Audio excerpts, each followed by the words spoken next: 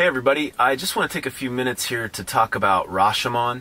And I know there's not really much to be said about this film that hasn't been said 100 times already. But I hadn't seen this film up until recently, and I haven't checked out much Japanese cinema.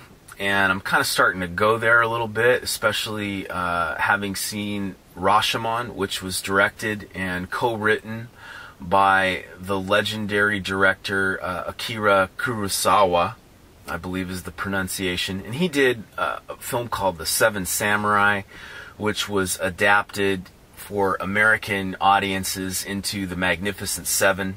They made it a cowboy flick, pretty good Western in its own right. And Kurosawa is known for his ideas and his storylines and his techniques to be just outright plagiarized, ripped off, stolen, borrowed from. They've even coined a phrase now called the Rashomon effect.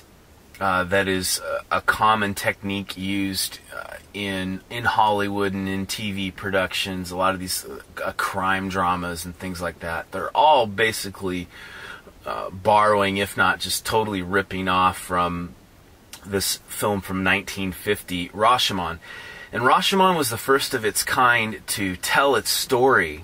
And it tells the story through the perspectives of each of its characters. Okay, and the basics are that a crime has been committed. A samurai has been murdered. And there were a few witnesses to the events. One was his wife. The other was this bandit that they encounter. And the final witness was just kind of a guy who was up in the woods, like a peasant kind of guy. And he sees it. And there's a trial that's sort of taking place. It's not set in a trial, but it's almost as if we are the jury. And it's really an exercise here in demonstrating how the truth is a consensus of the subjective interpretations from all the participants. And we, the audience, sort of take from each and sort of develop an opinion of what happened. But we're still not really totally sure because we're only getting the perspectives from each of these individuals who was involved. So pretty fascinating social psychology at work here, and very cutting edge and groundbreaking even today, because not a lot of films touch on this.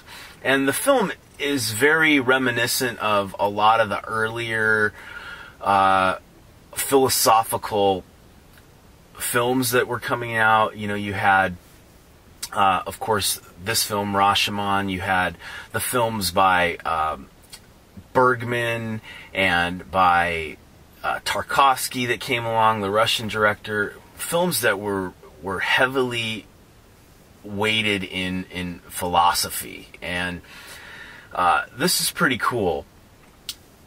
The one rub I would have against Rashomon, I thought it was pretty outstanding, was that, like some of those Tarkovsky films and stuff, and I'm not bashing those films because I think they're great, but the message is, you know, kind of overpowering, and I loved how Rashomon we never really fully got a grasp of what happened, and it didn't tell the story like the bastardized Hollywood versions would now, and tie it all up in a package. In Rashomon, we're still kind of left guessing and without a complete understanding, and I like that so much about this film. But when, you know, towards the end, there's this baby that appears, and then the whole duality of man.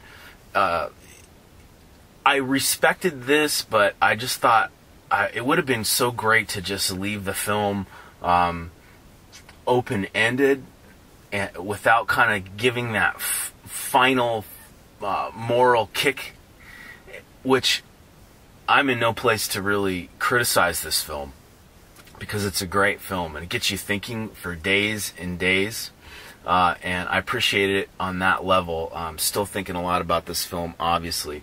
So anyway, I just want to throw in a few 2 cents there about Rashomon, a great look at the social construction of reality. Alright, it's Jcrash.